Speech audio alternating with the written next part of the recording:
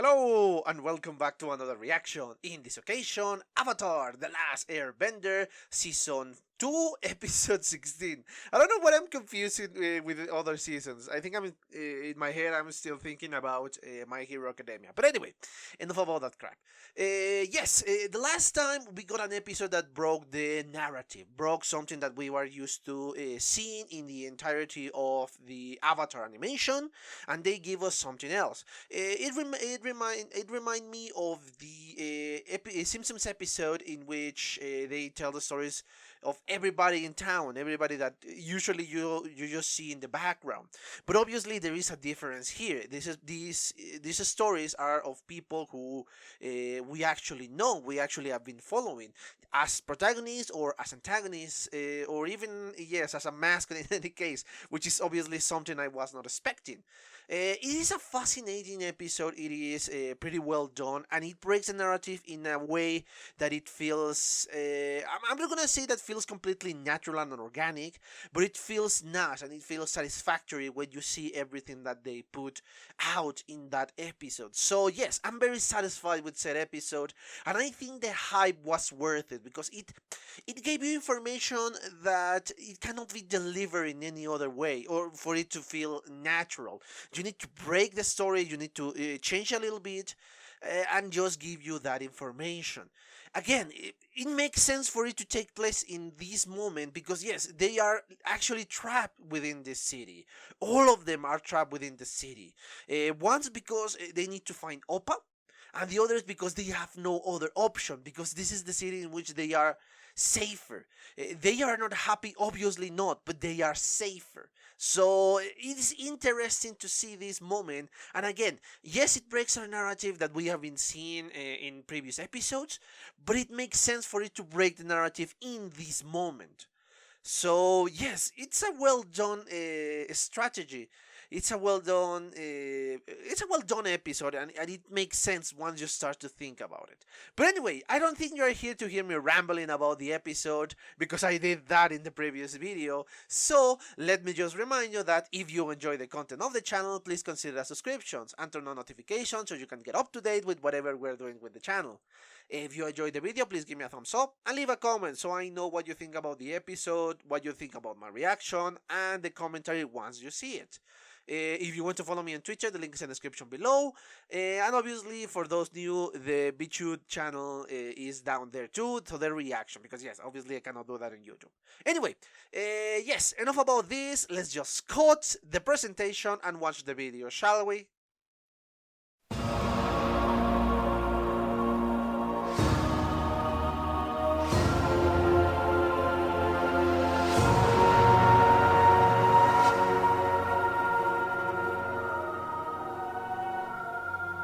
Okay, I'm back. I just watched a second time the 16th episode of the series, and again, it's a different perspective of what I was expecting, obviously.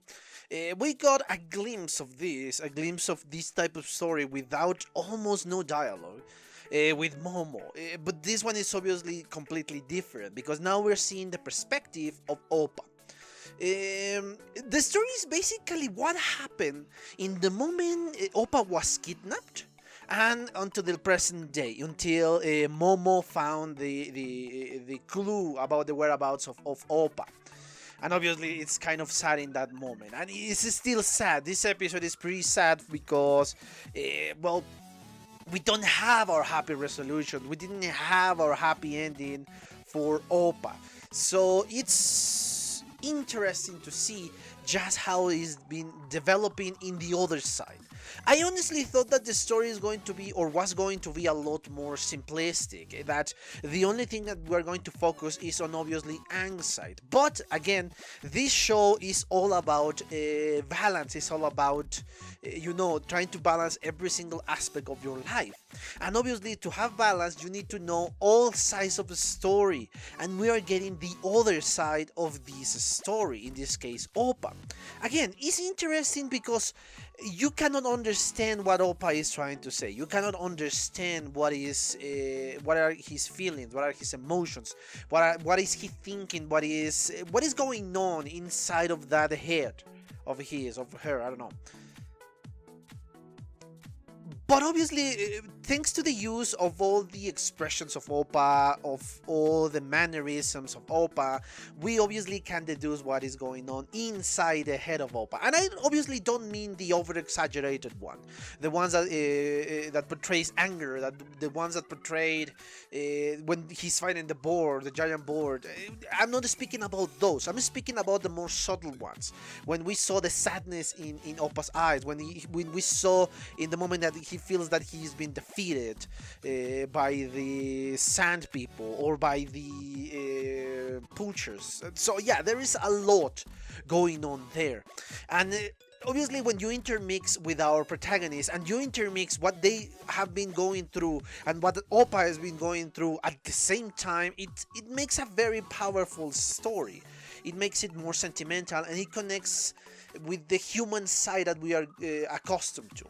So I think it's brilliant the way they do it. I think it's brilliant how they intermix all of these, because that brought more emotional side, more emotional connection, I think is the right word that I'm looking for with Appa. Because again, perhaps for Aang, and I'm speaking about the character, there is a deeper connection. And obviously this connection is deeper with, obviously, with Sokka, with Katara. With Toph not so much because she is kind of new, but you can still feel that connection.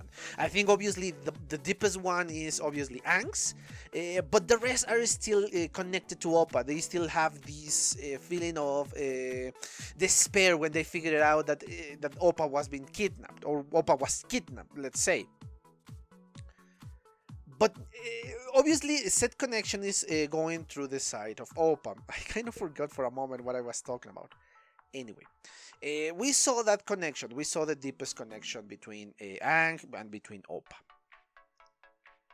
All of this is important. Why?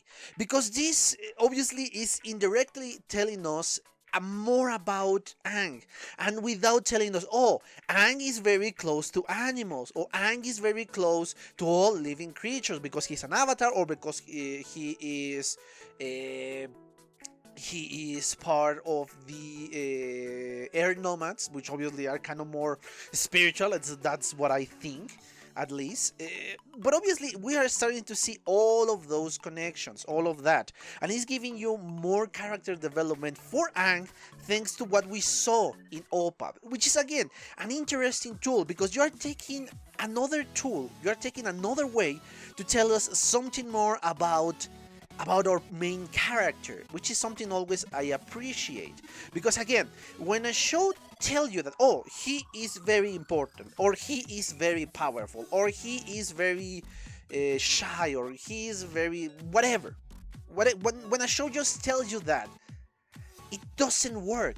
Because if you tell me, let's say, oh, this person is very shy, but then I saw that person speaking with a ton of people, okay, where is the shy part?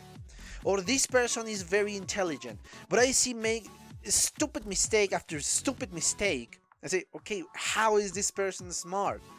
But this show is giving us visual clues without telling us, oh, he is like this. He's giving us the clues that say, oh, this is a characteristic of somebody who is smart. This is a characteristic of somebody who is intelligent, of somebody who is brave, or somebody who is shy, or whatever.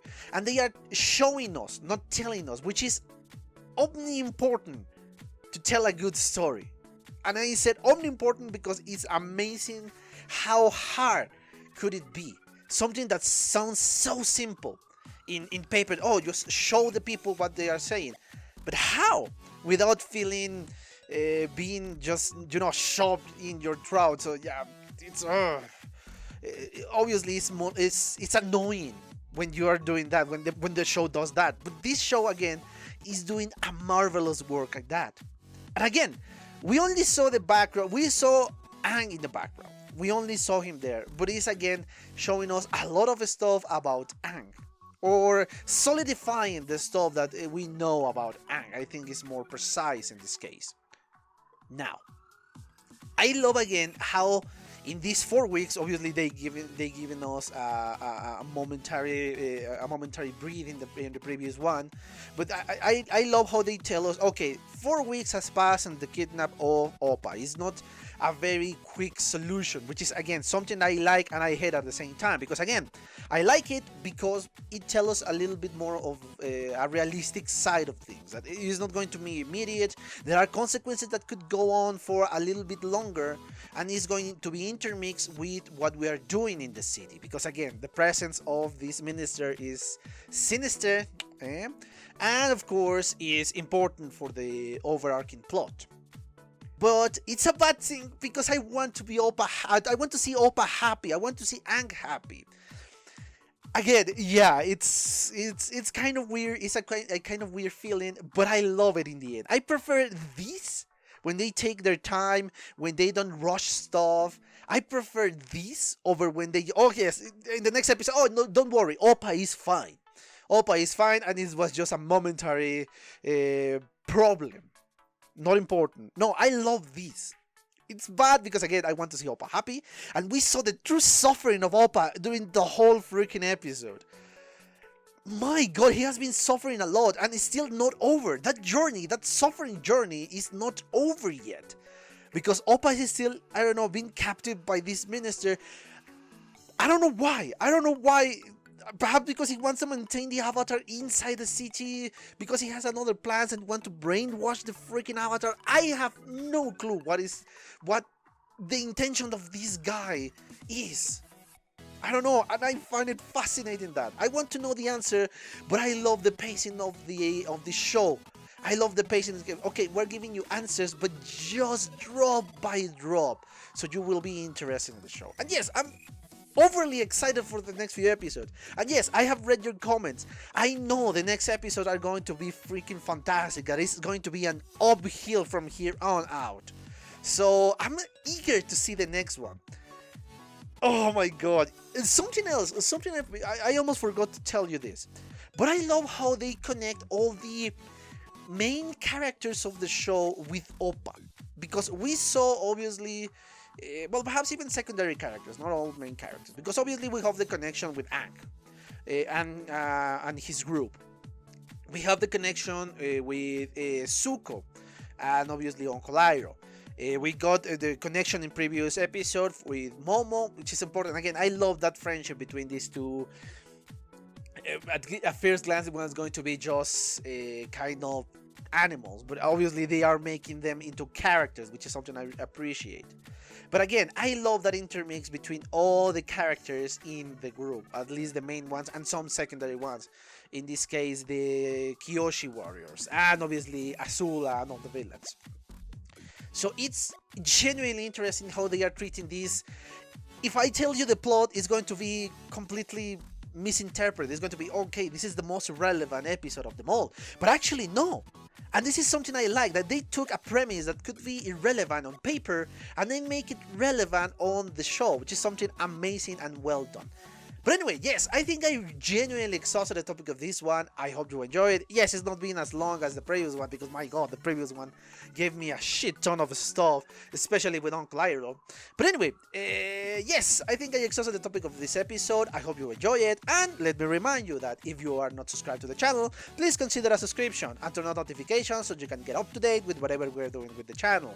If you enjoyed the video, please give me a thumbs up and leave a comment so I know what you think about my reaction, the episode, or my commentary. Sorry about that. If you want to follow me on Twitter, the link is in the description below. And obviously, I recommend you to follow me on my B2 channel so you won't miss. And remember, I try to release the video a few hours before that in the YouTube channel. But anyway, yes, I hope you enjoy it, and well, see you on the next one. Bye! Okay guys, I hope you enjoyed that video, and if you did, give it a like, so the algorithm from YouTube will help me out.